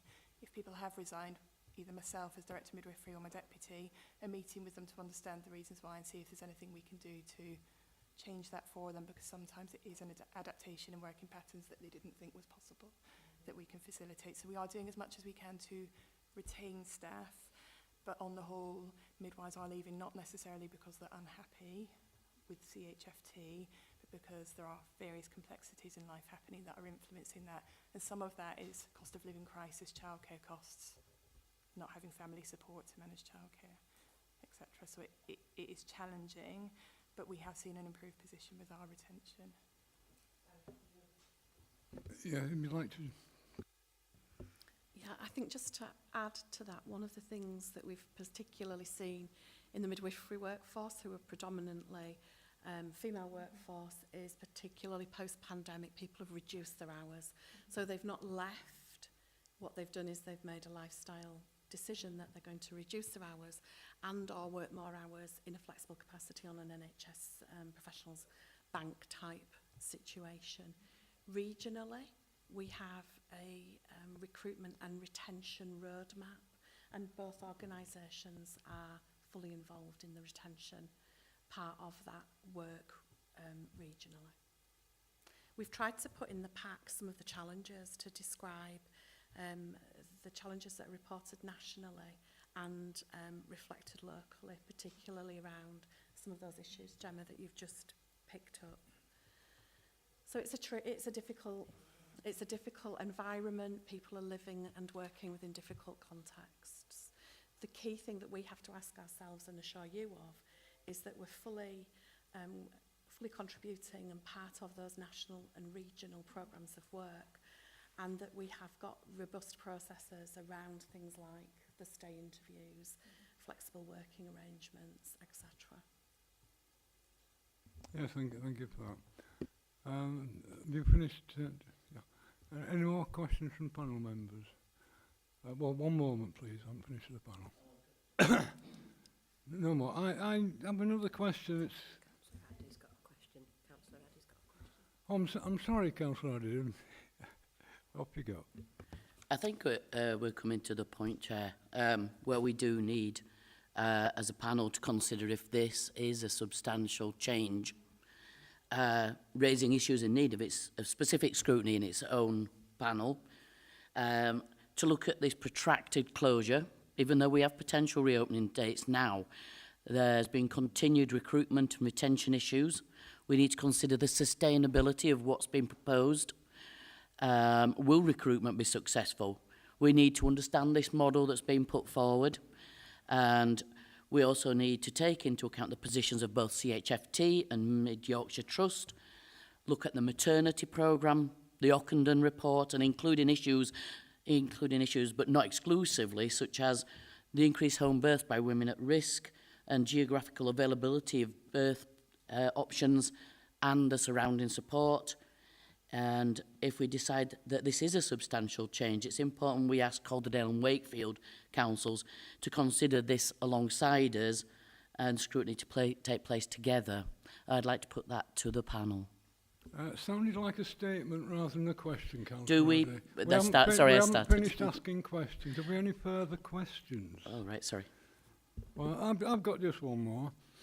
It's for the Calderdale Huddersfield Trust. And you do a quarterly report, and as part of it there's a jigsaw item, which appeared in, I believe, the latest report. And that shows a schematic. The premises at CRH, which I presume is Halifax Hospital. Building number 1, existing, is shown as a birthing centre. On the proposed, it's shown as retail, and there's no sign of a birthing centre. So what does this tell us about the longer term future of birthing facilities in both Huddersfield and Halifax? So I'm assuming that the jigsaw that you're looking at is our plan in our reconfigured services, where it's moved into a different area, of which we are enhancing our maternity services. So we are building an additional theatre in that site. I can't comment because I've not got what you've got in front of you. So I'm making an assumption that you've got part of the plans for the reconfigured Calderdale site, of which we have got the provision as it is, but it's an enhanced provision with an additional theatre for obstetric care. Right, thank you for that. It's shown as retail on this schematic, but there you go. So the birth centre will be remaining, but it will just be moving to a different part of the hospital and coming up alongside the rest of the maternity services, because currently we are front and back of the Calderdale site, so it will remain. It will just be in a different place and alongside our Labour Board. Thank you for that clarification.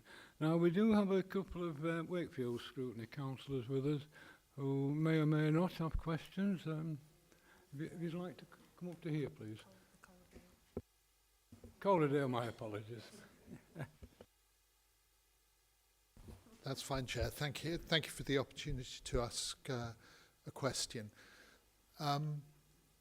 My assumption, obviously, following the Ockenden review and the CQC's assessment of 50% of maternity services being under stress currently, safety of the mother and baby are the top priority.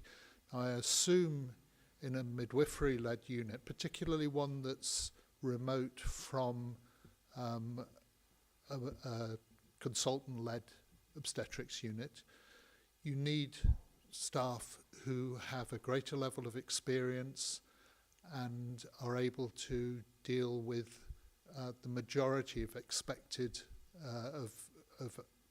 outcomes that could be anticipated. How does that, and that would mean a greater proportion of band 6s than band 5s. How realistic is it if you're looking to recruit from the latest crop of graduates in March or April to expect the band 6 level to increase? These will be band 5 staff, I would expect. So how do you take that into account?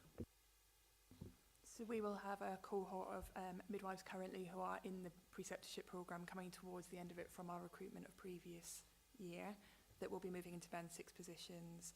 Part of what we would do in the process of leading up to reopening is the review of skill mix, the upskilling of staff, the refreshing of skills standing in a freestanding birth centre. Some of those skills are very similar to the skills you would use in home birth. And that's why the model we're looking at for Huddersfield is in relation to community midwifery and utilising our community midwifery to be responsive to the birth centre because they have that degree of skill already. Thank you. Yeah, if I may, Chair. I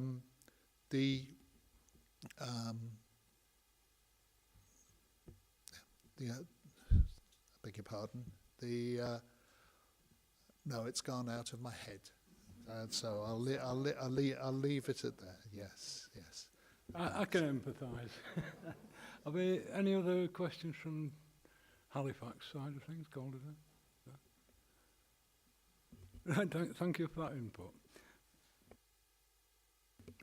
Sorry, you'd like to... Chair, is it just worth saying, because we sometimes don't say the obvious, but in the birthing centres, you know, there are criteria so that women can birth safely. So if the woman was high risk or there were other factors that we were concerned about, we'd have those conversations with women in order that people make an informed choice. So it's not just anyone who's birthing in a birthing centre. That's a risk-based assessment with the midwife, with the obstetricians. I just wanted to say that because sometimes we don't always say the obvious. I thought it was just sort of reinforcing. I don't know if there's anything else to say on that, really. Yes, thank you for that. And you? Yeah, thank you.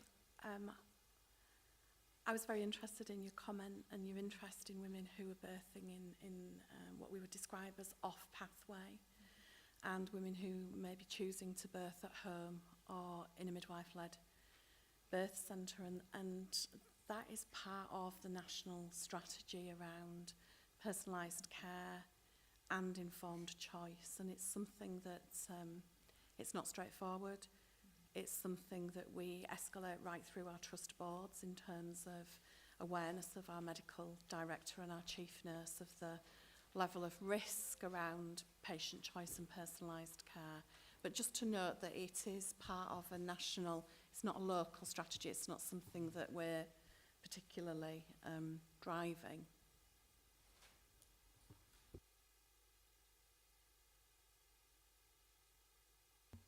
Thank you, Chair. Just to assure the committee, in advance of our plans at Calderdale and Huddersfield, we will be working with our partners in Yorkshire Ambulance Service, because obviously it's contingent on their ability in an emergency to do a safe and transfer over to our Calderdale site for those women. So we'll be discussing this timeline with them well in advance, so that actually that isn't something that when we get to the point where we think we can, that they can't. But so we'll be flagging this at an early stage now in advance of that timeline. So just to assure you, it's, you know, there's the bit that we can do, and also we need to work with our partners that will keep women safe in the unit. Yes, if I could just add to that, because there are plans between Huddersfield and Ainley Top for major road works improvements, which will of course lead to major delays. If you could flag those up as well in your conversations with the ambulance service.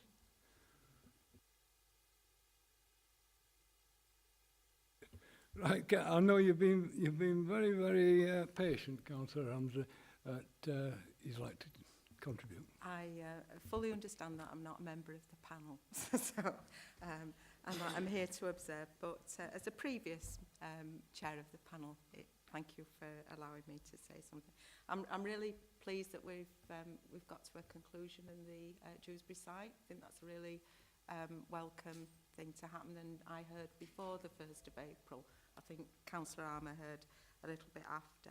And I think that the panel has a legitimate discussion to have, because potentially the Calderdale service will have been closed for 4 years if actually the dates are as have been discussed in the meeting in October, September, October, August. That will have been 4 years that service has been closed. The question I want to ask is, I want to tease out the difference between the model being proposed at Dewsbury and the model that's being proposed at Calderdale, at Huddersfield. A responsive model, my understanding of it is, if somebody's in labour, booked to go to the birthing centre, the community midwifery service will see that they've got capacity, and if they've got capacity, they will come in and support that. I want to know how robust that might be. And I didn't catch the model that you were proposing at Dewsbury, but would like to understand that as well. Thank you. Yes, thank you for that. I think that would be very, very useful for the panel. So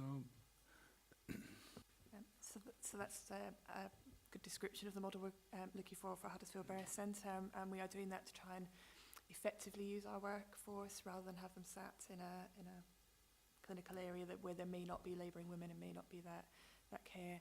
So that is contingent on our workforce being right and ensuring our community midwifery workforce is up to full establishment with the right caseload sizes to free them up to do that piece of work. And that will also fit into our journey towards delivering continuity of care in the future, which is also within our workforce plans. We are having a formal workforce reassessment with Birth Rate Plus in around January, February time, which will potentially adjust our workforce model as well and look at and incorporate the models we want to deliver. Sorry, carry on. Thank you, Chair. Both trusts are participating in a national piece of work about developing midwifery-led units, and there's a framework that's been developed nationally that we're applying locally, and the framework gives us some suggestions but also some directions in terms of models of care, in terms of resource and in terms of staffing levels. So we have a working group that is working through that national framework to make sure that we're applying best and evidence-based practice.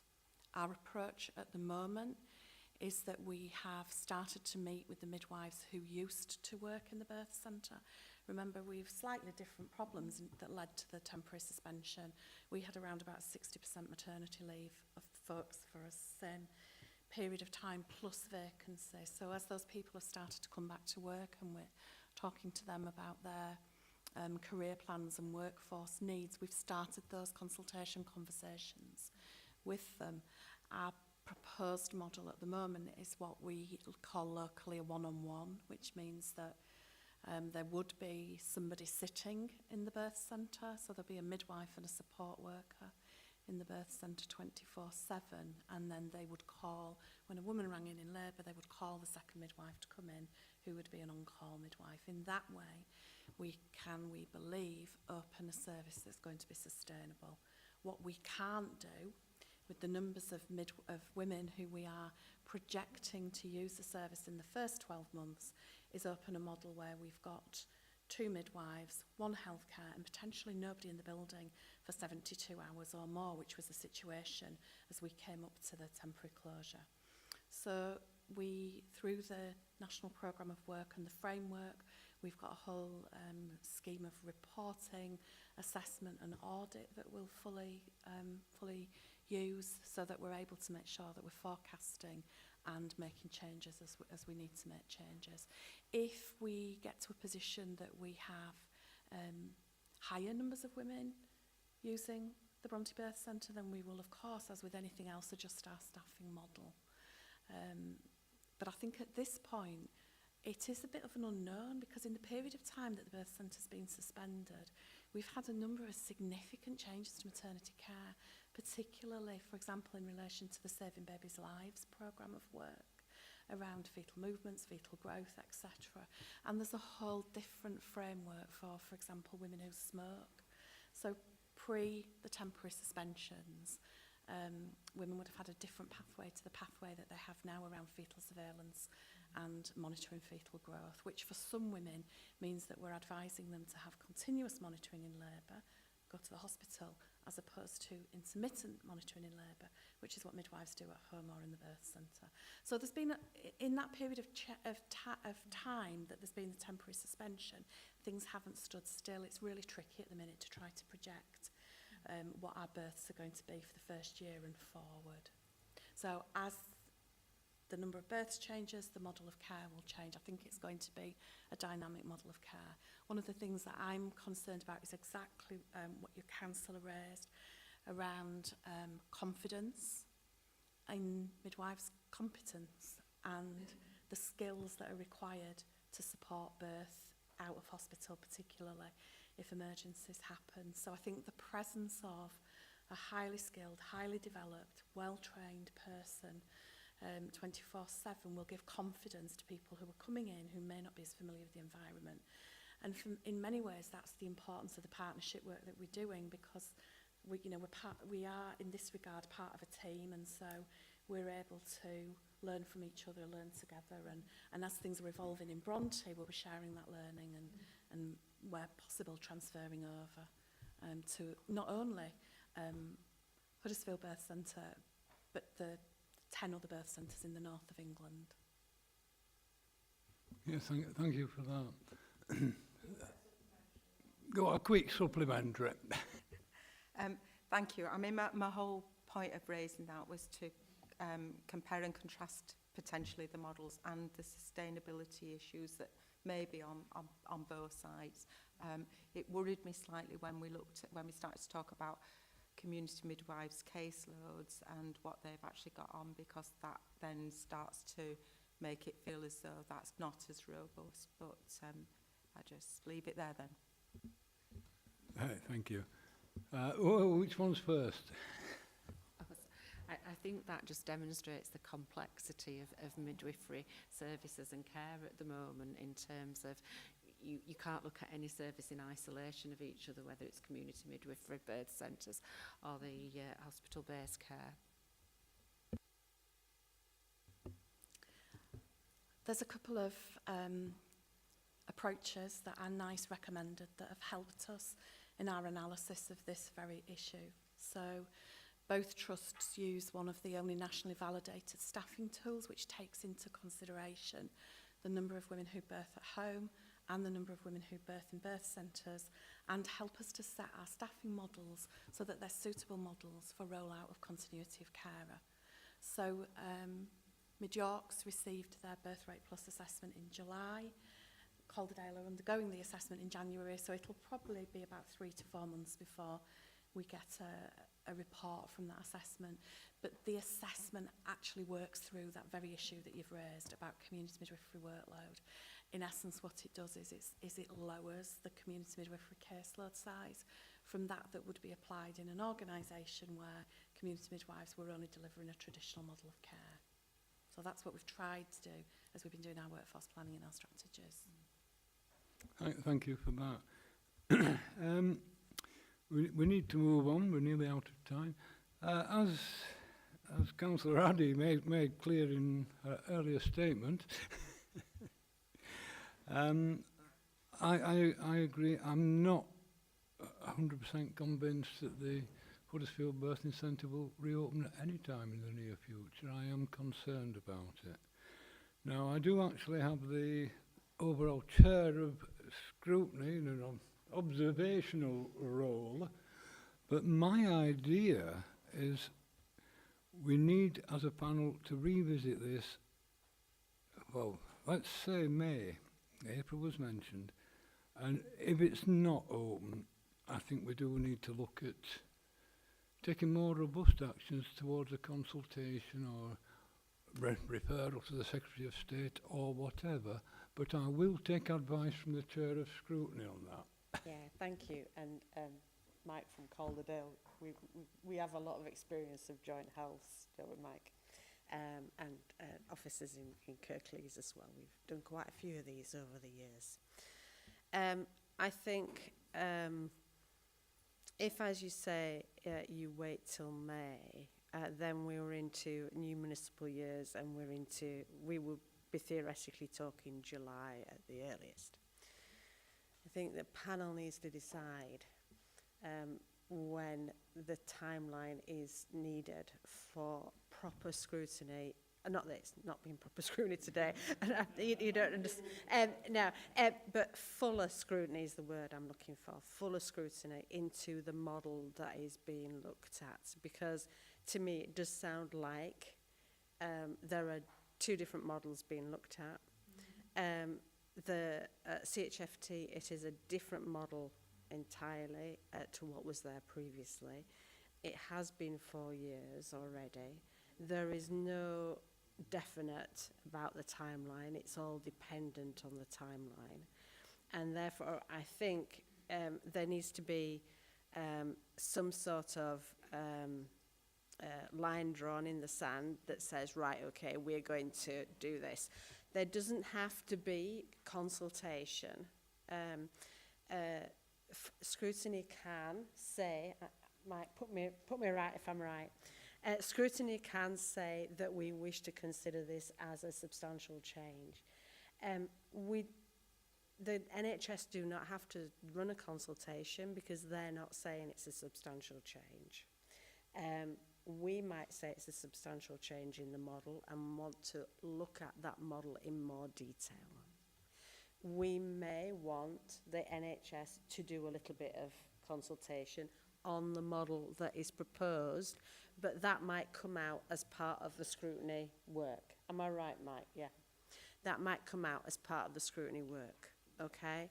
So I think it's important as well, if Calderdale and Wakefield want to also scrutinise this area, because it is capacity in Pinderfields and it is capacity in Calderdale as well, across all three areas, as well as your maternity programme that's across Calderdale, Wakefield and Kirklees. So I think, Chair, that in actual fact, in my opinion, it would be good if this panel wanted to say whether they wanted to scrutinise in more detail, and for Calderdale and Wakefield to also to be asked if they wish to scrutinise in more detail, because this, from what you have said, looks to be a definite change in model to what was there 4 years ago. Okay. And it also sounds, Councillor Hutchinson's question, it also sounds as if it is very dependent. There's a very lot of dependencies on that. And it is for scrutiny to understand those dependencies as well. So that is my advice, Chair. There doesn't have to be a consultation or anything, but it's whether scrutiny wishes to look at it in more detail. And I think that is where we possibly are at this moment in time. Thank you. Yes, thank you for that. Well, my reading of the panel is that we probably want to look at this in more detail. That's my reading of it. Councillor Addy. Would you, Chair, like me to put my proposal that I accidentally came in too early with earlier again? In summary, did the officer have notes of what I said, or do you want me to go through it in detail again so we've got a clear proposal? Yeah, okay. So, I want to ask the panel, do we consider this to be a substantial change, raising issues in need of specific scrutiny by its own panel?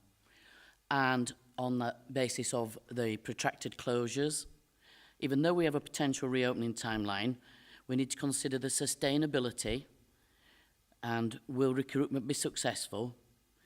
We need to understand this model and the continuing recruitment and retention issues. We need to consider this change taking into account the position of CHFT and Mid-Yorkshire Trust, and I would suggest the ambulance service if they're going to be key to it. We need to look at the maternity programme, the issues raised in the Ockenden report, and the Saving Babies' Lives work, and other issues, including but not exclusively, increased home births by at-risk women and geographical availability for birth and the surrounding needs. And if we decide this is a substantial change, it's important we ask Calderdale and Wakefield councils to consider this too, and scrutiny to take place together. So does this panel on those basis consider this to be a substantial change in need of specific scrutiny? Yeah, thank you for that. I think we could shorten that a bit more and say we need to look into greater detail. We don't need to list every single thing we want to look into. That becomes part of the agenda rather than the motion. Sorry, I just wanted to make it clear on what basis we were asking for that. Just, you know, an overview. Yes, thank you. It was pretty comprehensive. But, sometimes you don't want to get too comprehensive.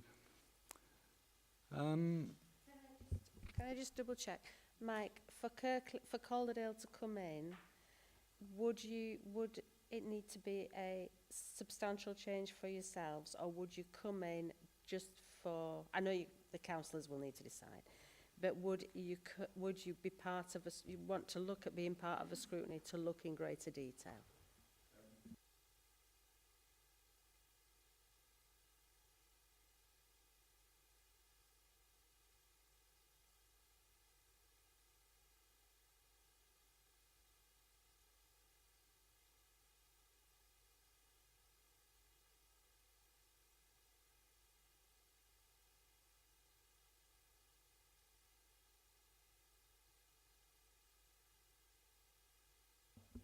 Thank you for that. So is that in effect a JOSC that we're talking about, Councillor Smage? Sorry? Is that in effect a JOSC that we're talking about? Or? Yes, yeah, it's whether it's a formal JOSC or an informal JOSC. If we think it's a substantial change for us, that's okay. But the Calderdale and Wakefield will need to decide. We could move to an informal JOSC without any problem. If all three think it is a substantial change, then it would be a formal JOSC. Okay. All right. I don't want to tell you. Thank you for that.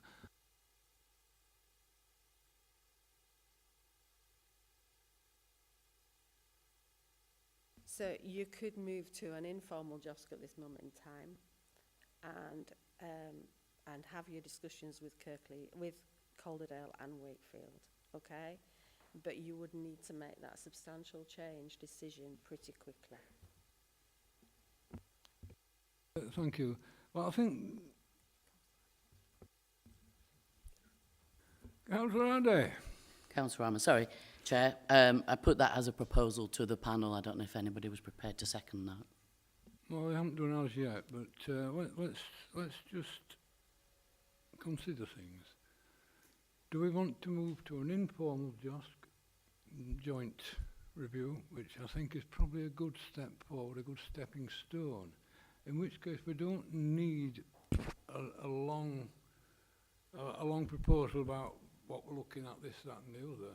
All we need is a motion that we move towards an informal JOSC, as I understand it. Is that the mood of the panel?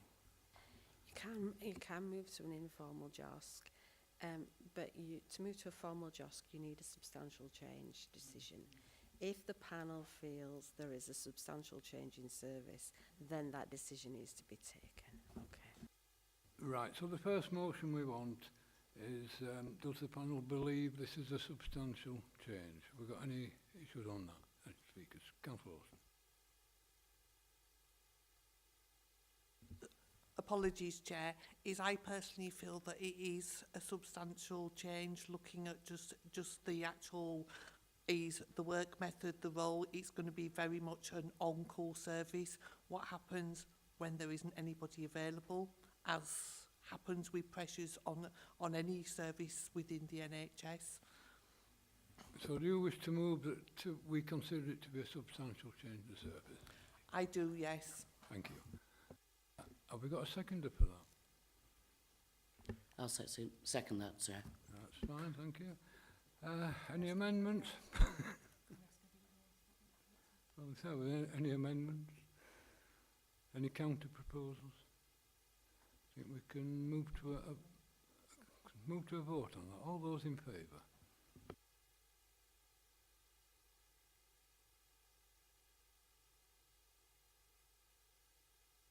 That's unanimous, thank you.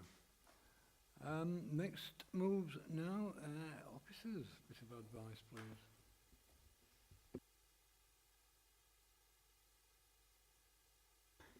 On Councillor Addy. On the back of the original proposal that I made that wasn't followed up or asked for a seconder, Councillor Lawson has proposed a very simple proposal, and I've seconded it on the basis that we will be putting this to Wakefield and Calderdale. I think that needs to be part of what we've got to do and moving forward. The content of what we scrutinise, but we did say we feel it's a substantial proposal change.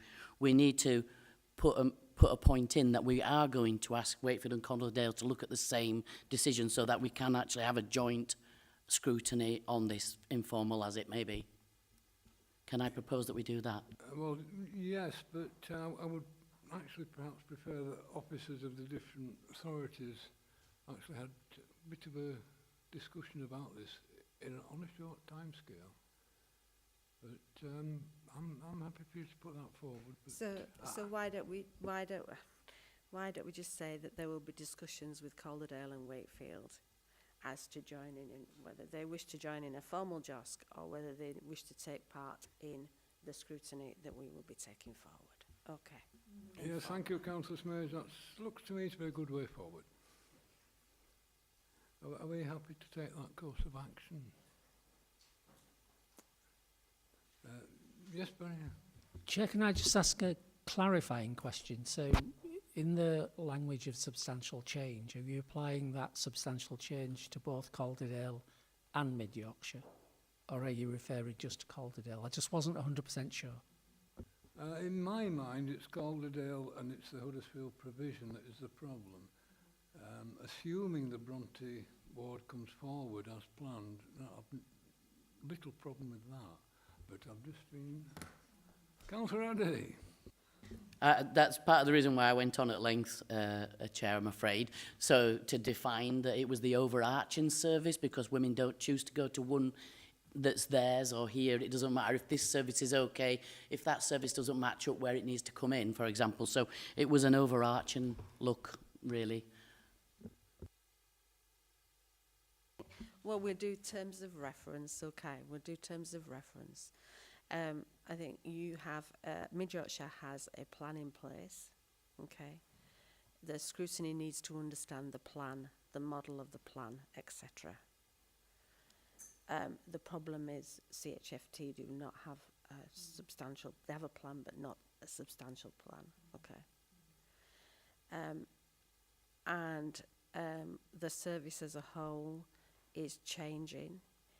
We need to understand that CHFT, there is a definite change there because what you're proposing is different to what was there before. And we have no idea if you can actually move to that model. Mid Yorkshire, you're further along in the process, okay? So I could envisage, although it's not up to me, obviously it's up to whoever chairs that panel, that I could envisage that Mid Yorkshire would also be asked to contribute to that scrutiny so that the system across Kirklees can be understood and that the system across Mid Yorkshire as a whole and CHFT as a whole can be understood, because there is choice. People do have choice, but people need to have confidence in their choice. And it is important, I think, that scrutiny also has confidence across the system. Okay, so I think it would be both Mid Yorkshire and CHFT that would need to contribute evidence to that scrutiny, if that's helpful. Thank you, Councillor Smith. Does that answer your question? Chair, it does, and no problem with scrutiny. Both of these trusts are scrutinised every month on maternity and neonatal services, so nothing to hide, quite happy to participate, whether we're a major player or a minor player, that's not an issue. Just wanted to try and clarify, but thank you for that.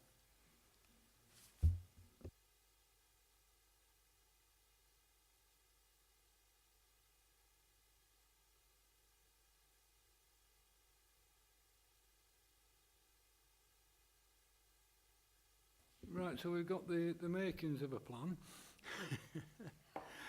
Partly will be down to officers to go into the detail of it. I don't want to see it left for a long time. I want to see it come forward in good order, in reasonably quickly. I'd prefer very quickly, but we don't want mistakes made. As quickly as possible, I think, is the way we'll say it. So are we happy with that? I'll go on, Councillor Adder. So on the back of that, I was just interested in the panel being aware of what the procedure will be now, perhaps an officer input on that.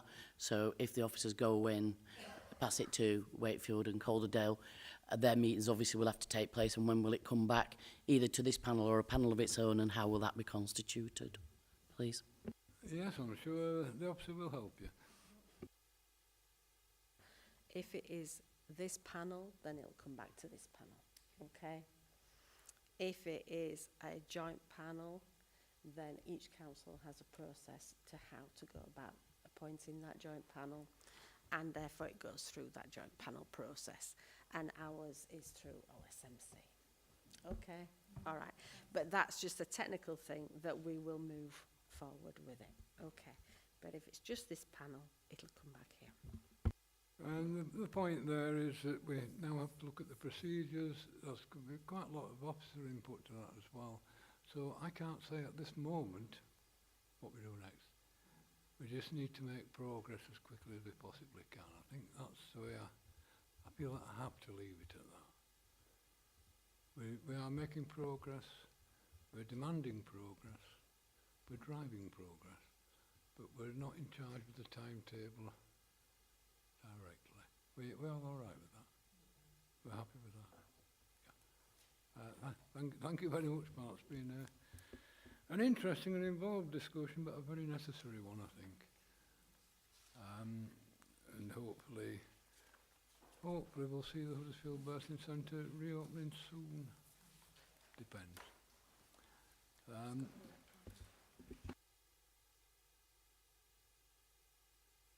Right, that's the end of this item. I thank the NHS representatives for their input. Thank you very much. The panel is not yet finished because we have item 9, which is the work programme for 2023-24. What I'm told is that we're going to remove an item from the forward plan, the Kirklees Safeguarding Adults Board and the CQC, because that's going to be transferred, if you like, to the Health and Wellbeing Board. So we're losing that, which does then give us a little bit more capacity if we need it as well. If they all agree the work plan programme, yeah. So are we happy to agree the forward work plan, bearing in mind it is 18 minutes past 4? We're all happy with that? No naysayers? Can you put your microphone on, please? Apologies. Did you say Kirklees Safeguarding Adults Board and the CQC was number 8 was going to be moved to the Health and Wellbeing Board?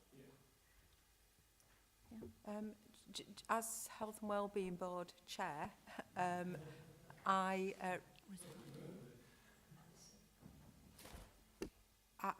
like us to just have a conversation about that. What conversation would you like to have? Well, nobody's discussed it with the Health and Wellbeing Board Chair, so I don't know that we've got that right, so we can discuss that out of the meeting. Yeah, that being the case, nobody's discussed it with me either. I was just told this morning, well, this lunchtime. So we'll put that down to the officers to get their heads together and then get back to us as quickly as possible. Is that all right? Because it was sprung on me.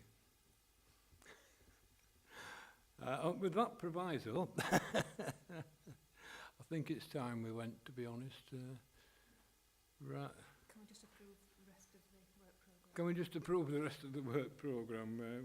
That one, that item is to be reconsidered, but we're all right with the rest of the work programme? Yeah. All okay.